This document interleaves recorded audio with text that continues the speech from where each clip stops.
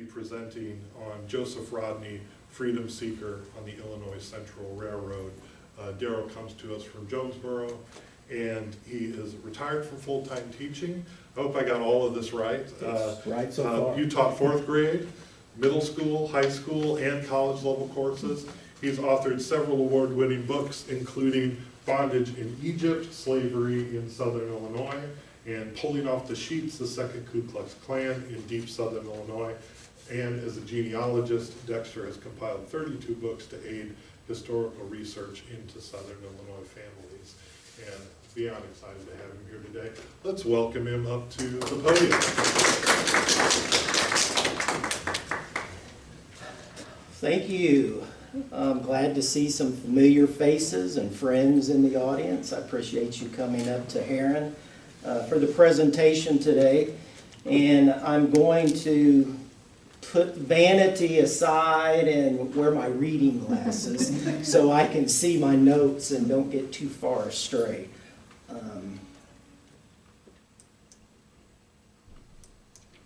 Wait, what?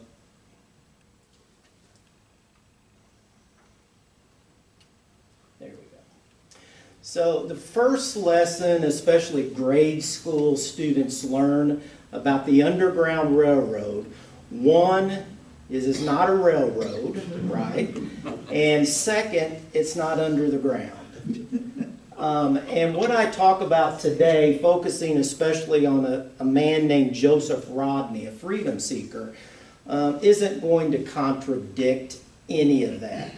What I learned from doing this research was the importance that the Illinois Central Railroad, the importance it had for the Underground Railroad here in the state of Illinois. One of the new things that I learned that I didn't learn about the Underground Railroad that much in high school or college was the fact that African Americans were very involved in the Underground Railroad, not just as freedom seekers, but also as Underground Railroad agents working for the freedom of others. And also, I credit Owen Mulder, who is a historian in Illinois about the Underground Railroad, for teaching me that the Underground Railroad is the first social movement in which black people and white people work together cooperatively. The Illinois Illinois Central Railroad was fundamental, as I said, to the development of the Underground Railroad, and it was commissioned by the Illinois legislature in 1851. And by 1855, the connection between Chicago, Illinois, and Cairo, Illinois was made. By the 1850s, as these rails were headed north, freedom seekers, also known as runaway slaves, freedom seekers realized, hey, if I'm going north and there's a train going north, that's a lot easier than walking north to Chicago. And so the Illinois Central became an active part of the Underground Railroad here in the state of Illinois. And the first record I could find of the Illinois Central being used in connection with the Underground Railroad was in 1854. And a man and woman living in southeast Missouri fled slavery, went to Cairo, Illinois in 1854, were put on a train by themselves, saying, take the train, go north, you'll come into Chicago, there are people there looking for you, tell them, you know, you've run away from slavery. And they got kind of messed up when they got to Centralia. And they stayed on the train, Illinois Central, going to Galena. And they got to Lexington, Illinois, which is a little more than halfway to Chicago, and they got put off the train. And a white woman that lived in Lexington somehow got in contact with them and got them the rest of the way to Chicago from Lexington, Illinois. But so many people were using the Illinois Central to seek freedom that the Illinois legislature proposed a bill. Now, it didn't become law, but the bill said this: no black or colored person denominated Negro shall be carried on or along any railroad in this state without a certificate of freedom presented to the conductor. Now, keep in mind that did not become law, but what that tells us is that people knew the Illinois Central was being used as an Underground Railroad route. It was so well known that a bill was introduced to the state legislature to make it illegal for any person of color to ride on the railroad as a passenger without producing a certificate of freedom. The person I'm focusing on today, although I'm going to talk about a few people, but a self-emancipator or freedom seeker was a guy named Joseph Rodney. And Joseph Rodney was born into slavery in southeast Missouri, just northeast of Charleston. And Charleston is a beautiful little town. They have the Azalea and the Dogwood Festival. When I went to do research at the courthouse, the people were very welcoming and very helpful, and also over at the library. But it does have a history of slavery. And I believe Joseph Rodney is one of the 11 individuals listed on this 1850 slave schedule. And many of you are genealogists. I know you probably have looked at census records, slave schedules. It only lists the name of the enslaver, and then it will list not the names of the people enslaved, but it will give the ages they were on June 1, 1850. It will give whether they're female or male, and then it will list them either as black or mulatto. And the term mulatto is, I don't know what else to say, but politically incorrect today. But what it meant legally in Illinois was anyone who was biracial and had at least one black grandparent. Then legally they would be classified as mulatto. Joseph Rodney is listed here, I think, at age 19 in 1850 as M for mulatto. In 1852, his enslaver, John Rodney, died.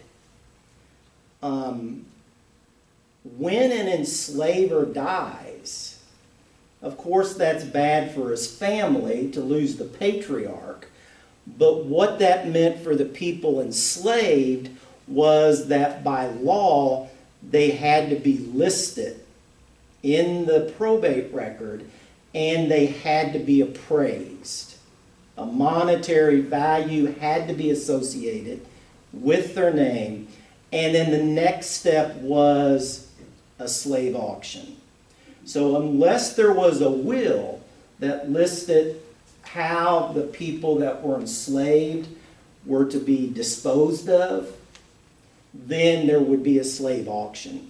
And for many of these 11 people, and I have names for all of them from the probate records, those that were not bequeathed in John Rodney's will were auctioned off at the courthouse from the front step by the sheriff in Mississippi County, Missouri. That's just across the Mississippi River, not way down south in Mississippi, Alabama. That's right here in our area.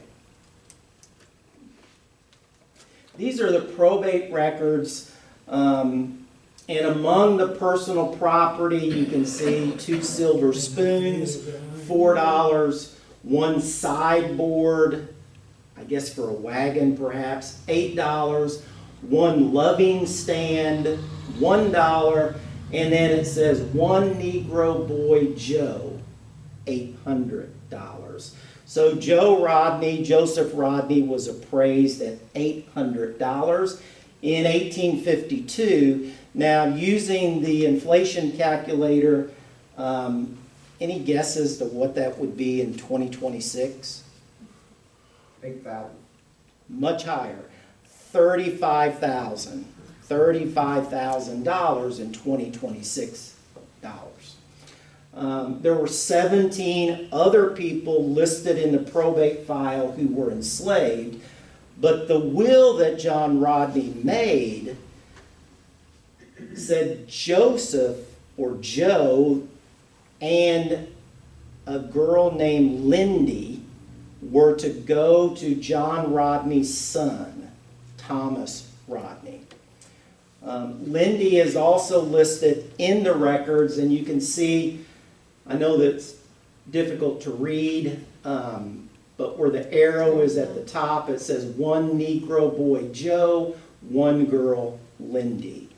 They were separate in the probate file because they had been bequeathed to John Rodney's son and were to go live with him.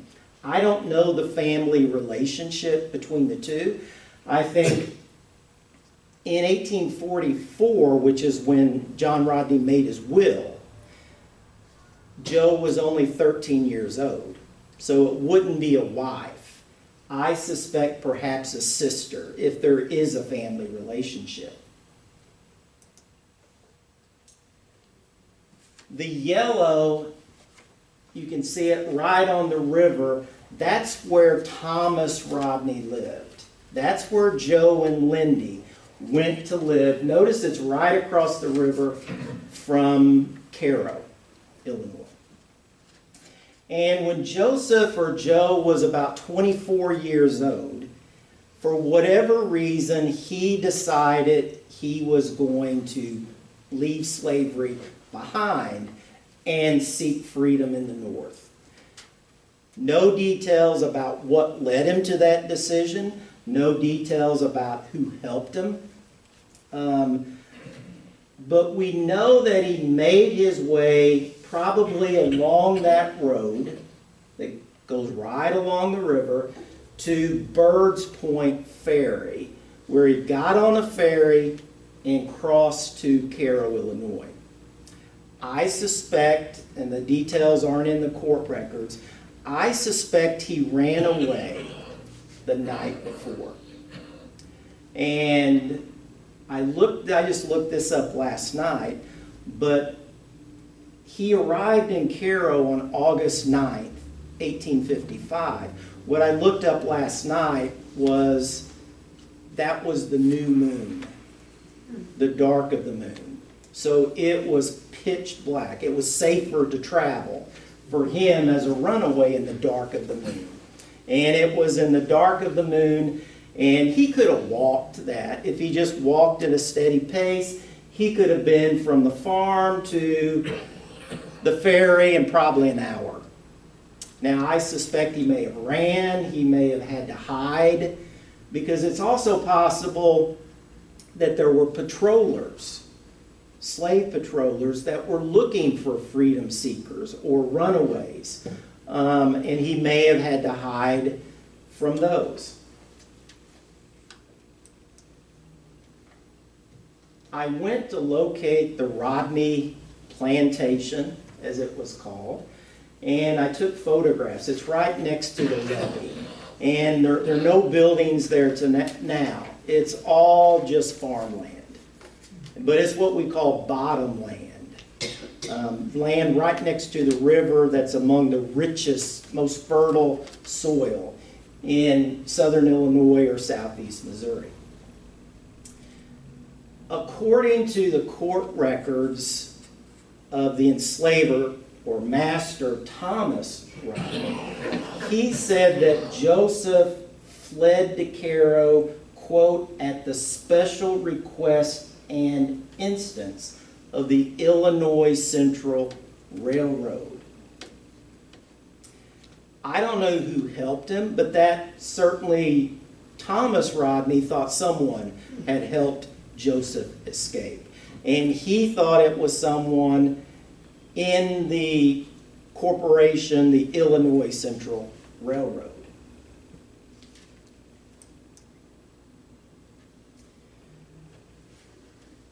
Joseph made it to Cairo, and this photograph was taken in 1861, early 1861. And the arrow is pointing to the Illinois Central Depot. And that would be the building that Joseph made his way to when he got to Cairo. The Cairo newspaper later, a few days later, wrote about Joseph's flight. And the Cairo newspaper said, quote, a colored woman, well known in the town of Cairo to be a free woman, aided Joseph by purchasing him 2 tickets for Chicago. So apparently the woman, who's not named in any documents, helped him, and I think the extra ticket was probably for her. She was going to go along with him to Chicago and then hand him over to what are called friends or Underground Railroad agents at other places, at Chicago in this case. The ticket agent who sold the tickets to this woman was asked, why did you sell these tickets to 2 people of color? You knew the one woman apparently was a free woman, you said. But what about Joseph? Did you inquire or ask about freedom papers for him? And he said, quote, I sold them in the hurry of the business and thought no more of it. So in other words, he was saying there were other people in line. I didn't have time to go through and ask for freedom papers and all of that. Trains always left Cairo headed for Chicago, 1 a day, and they always left at 6 a.m. if they ran on schedule. So his train, Joseph and the woman with him, they left Cairo at 6 a.m. The woman's name is not recorded, but I'm convinced I know who she was. And I'll share some of the reasons. I can't document it for sure, but I'll give you some of the evidence that I found that makes me think I know the name of the woman. And in 1855, they took a census. The state of Illinois took a state census that year, and the census of Cairo listed only 13 African Americans, men, women, and children living in Cairo, Illinois. One household was headed by a woman named Melinda Harville, who I believe is the person that assisted Joseph. And one of the other reasons I believe this is in January 1856, arsonists burned her home, and she was ran out of Cairo. So she's not on the 1860 census. I don't know what happened to Melinda Harville, but I think she had helped Joseph escape and then paid the price for that when people got upset. So Joseph is on the train headed north out of Cairo. And of course, if you're familiar with that area, the train first went through Mound City, then the train went through Mounds, then the train went through Villa Ridge. And when they got to Villa Ridge, the conductor went around checking for tickets and asked Joseph, you have your freedom papers with you? And he said, no. He said, I'm a free man. Now, that wasn't true. I mean, he was free in his own mind and free by all rights, but he didn't have freedom papers. Legally, he was still enslaved in Missouri. He said, I just didn't bring them with me. He said, I live with the Rodney family on the river, but I'm a free man. And the conductor said, well, without freedom papers, you're going to have to get off the train. And so the conductor was going to put Joseph off the train, just like the conductor had put the other couple off the train in Lexington the year before. And this man intervened. And this man is Dr. Daniel Arter. And this is the way he looked in 1883. But he said, he came to Joseph's defense and said, I know the family he lives with.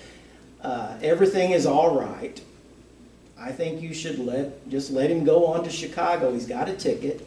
He's paid for it. And Dr. Daniel Arter was one of two people in Pulaski County that voted for the Republican candidate in 1854. The Republican Party was not an abolitionist party, but it's the closest thing the country had. We did have an abolitionist party called the Liberty Party, but it had disappeared by the mid-1850s. And I don't know from his writings, there's nothing that suggests he was an abolitionist, but the fact that he voted for Republican in 1854 is pretty telling. And in 1854, in early elections, you have to realize these were not private ballots. It's not like it is today, where you get your ballot and you go and circle or punch your hole or however in private in a voting booth. Back then, you went before the election judges and they said, Daniel Arter, okay, you're on the list of voters. Who do you vote for president? And you had to say it out loud. And they said, that's the only manly way to vote. What are you, ashamed of your vote that you want to keep it a secret? So that's why we know who he voted for. And the fact, of course, he was the head of the Republican Committee in 1854. One other thing before we go on. Some of you may be familiar, anybody heard of the diary that was published nationally in 1939 called Maud? Yeah. This is Maud's grandfather. Her name was Maud Rittenhouse, and her mother's maiden name was Arter. So if you've read Maud, if you haven't read it, you probably would enjoy reading. It's not, I don't think it's in print today, but you can always find used copies for next to nothing online.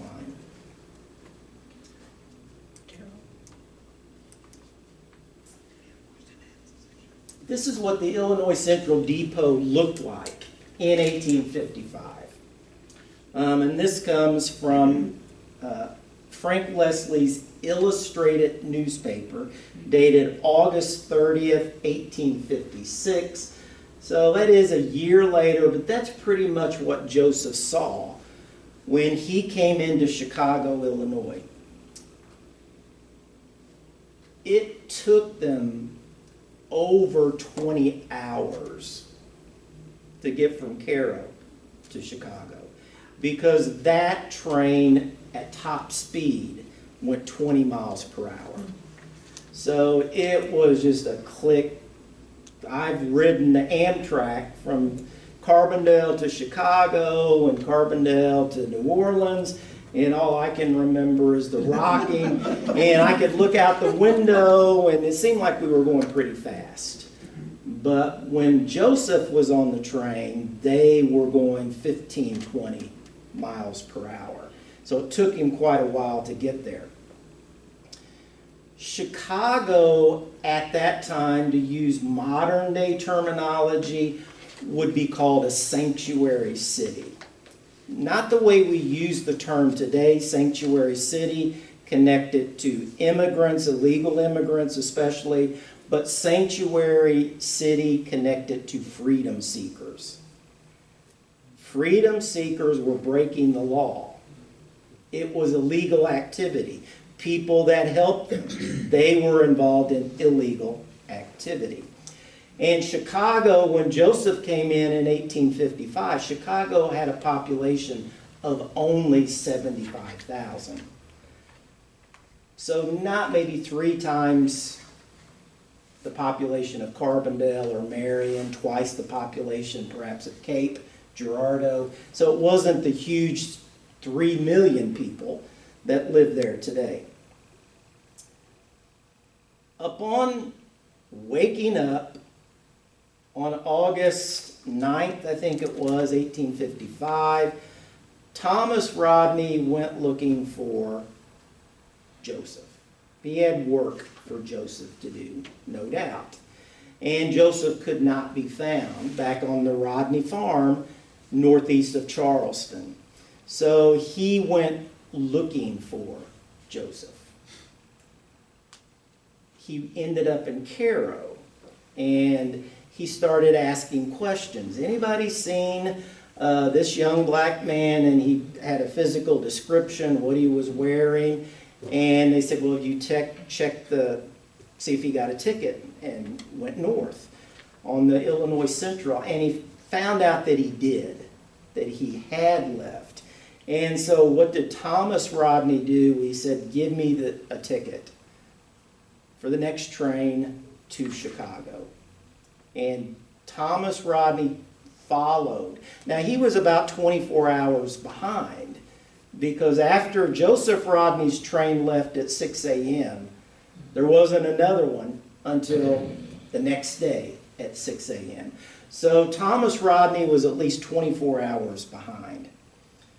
The most interesting part of the story to me is that even though there's a 24-hour space there between the two's arrival in Chicago, Joseph and Thomas, when Thomas Rodney got to Chicago, he knew he needed to go to the federal marshal's office, because he, according to the Fugitive Slave Act of 1850, he needed a federal marshal to arrest Joseph as a fugitive if he were able to find him in the city of 75,000 people. Thomas Rodney looked across the street and saw Joseph. And Joseph looked across the street and saw Thomas. And their eyes met. Can you imagine how odd that was for both of them at that time? Joseph is with friends, but he starts running. And Thomas runs back to the federal marshal's office to have Joseph arrested as a runaway. And the Underground Railroad was so well organized in Chicago that they immediately printed up handbills letting people know Thomas Rodney is in town looking for Joseph. Protect Joseph. You need to protect Joseph. Don't let Thomas or the federal marshals. That sounds kind of odd, but there are many historical examples of armed mobs in Chicago intervening to help fugitives, to help freedom seekers, to prevent them from being taken back into slavery. What happened to Joseph after that day, I have not been able to document. He probably did not keep the name Rodney. And I don't know that he stayed in Chicago. I don't know that he went across Lake Michigan to Canada. I don't know, but I haven't been able to document what happened to him. I have been able to document what happened to Thomas. And Thomas was mad. And Thomas came back to Cairo and then back home. He went to Cape Girardeau, Missouri, which is north of Charleston, and talked to the newspaper editor. And the newspaper editor wrote a story about Joseph's escape. It was a Cape Girardeau Eagle. And newspapers all over the country copied that article. They did that back then in newspapers. It wasn't plagiarism. You could, if one newspaper had a story you wanted to put in yours, you just copied it and put it in your newspaper. And so St. Louis newspaper, this one is from Jefferson City, they talk and tell the story, Thomas Rodney's version of the story of Joseph's escape. And the Caro newspaper, Caro had about 4 newspapers at that time. And the Caro editor said this is a quote from the Caro Times. Quote, "It would be greatly to the disadvantage of our town, Caro, if it were believed abroad that we were a community of Negro stealers. We are as sorry for Mr. Rodney's loss as anyone." That was where they left it. And they didn't have much to say. Rodney, other than that, Thomas Rodney said, I'm going to get a lawyer. And Thomas Rodney hired a lawyer. First, he hired William A. Denning, who was from Benton, Illinois, had served on the Illinois Supreme Court, and then stepped down after 1848 and went into private practice, had been a circuit court judge in southern Illinois. But when the case came to trial, John Doherty of Jonesboro, Illinois, was the lawyer representing Thomas Rodney. And Thomas Rodney sued for $3,000 in damage. Using that same inflation calculator, today, 2026, that's $112,000. So this is not a little case for the Illinois Central. This is important. And Thomas Rodney said this in his complaint to the court. Quote, "Joseph escaped from my service at the special instance and request of the Illinois Central, which then carelessly and negligently took Joseph on board its cars, carried him away as a passenger to Chicago, where he escaped from my services." When he filed that suit in Alexander County, Illinois, that's when Melinda Harville's house was burned in Caro. That's why I suspect very much that she was the person responsible for helping Joseph escape.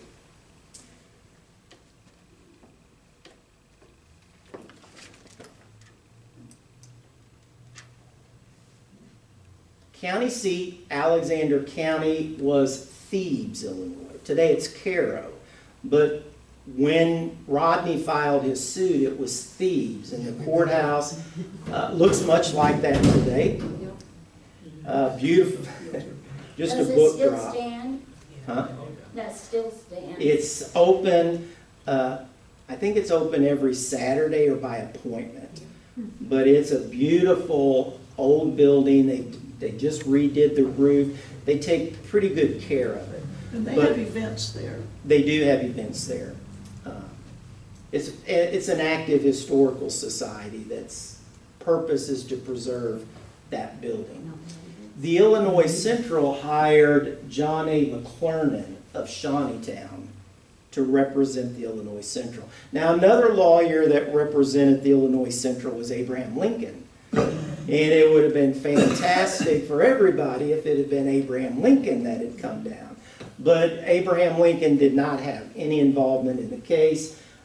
John A. McClernand, who did go on to be a Civil War general from Illinois in the Union Army, he represented the Illinois Central. And what happened when it came to trial? It took several months. But when it came, several months for the judge to make the decision. But when he made his decision, the judge said, "Thomas Rodney, you're suing in the wrong court. you want to be in the federal court. We're a state circuit court. And so the judge said that according to the Fugitive Slave Act of 1850, that prosecuting people who aided fugitives is done by the federal government. And you have to sue in a federal court. So you're in the wrong place. So Rodney got nothing for his suit. He was hoping for $3,000.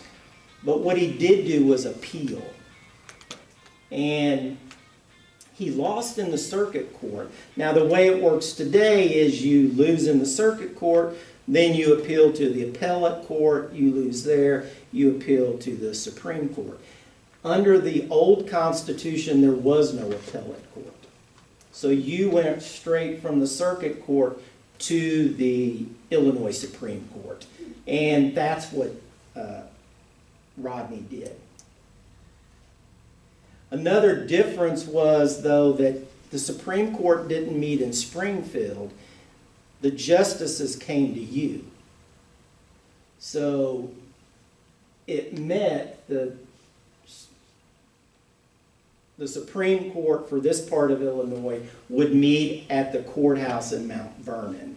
And it had just been completed when this case came to be heard there. Justice Onias C. Skinner is from Quincy, Illinois. But he wrote the opinion of the court and made the decision. And this is what he said. He said that railroads cannot deny passage to African Americans or compel them to prove their freedom before selling them a ticket.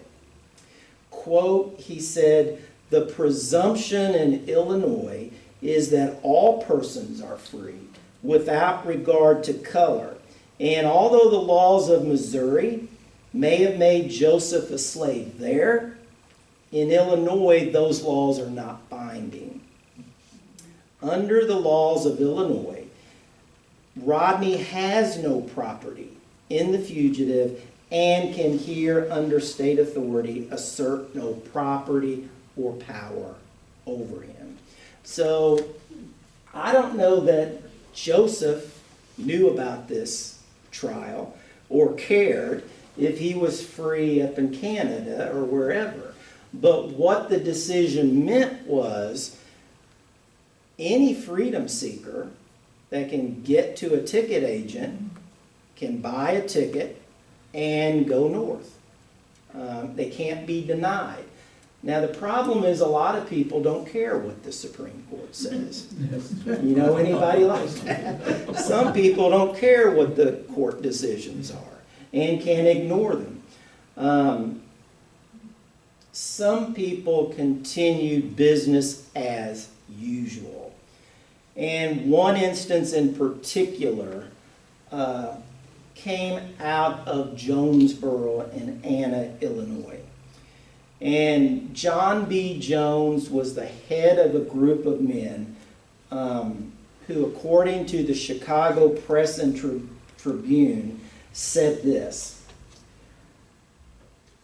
"Their business is to waylay the trains passing north and seize all colored persons found on them. The county judge and the sheriff of Union appear to be in partnership with these lawless wretches. The procedure is to capture a Negro, and if one is found on a train, throw him in jail, keep him there for a few days or weeks, waiting for a claimant to offer a reward for his capture. If a reward is offered, the Negro is at once handcuffed, hustled out of the state. The blood money is divided among the kidnappers. But if no claimant appears, the Negro is taken out of the prison and started down the Mississippi and sold to the first buyer. The proceeds of the sale are divided among the thieves. A late postmaster of Union County, John B. Jones, is the leader in this nefarious business, and their headquarters and rendezvous site is a whiskey den in Jonesboro." John B. Jones was active in what we call kidnapping, or to use a more modern day term, a human trafficker. It's human trafficking, what they were doing. One famous incident that involved John B. Jones was Jim Gray. And Jim Gray was arrested. Actually, they went on the train, asked Jim Gray, he had run away from East Prairie, Missouri, I think it was, got on a train, Illinois Central, probably at Chicago, was headed north, and John B. Jones and his gang stopped him, pulled him off the train. I won't go into all the details of the story, but he ended up being taken to Ottawa, Illinois, where this historical marker is located. And the judge had ordered him to go back into slavery, but people involved in the Illinois Central got a hold of Jim Gray in the courtroom, hustled him out of the courtroom before the marshal or sheriff could take authority over him, and sent him north to Chicago and freedom.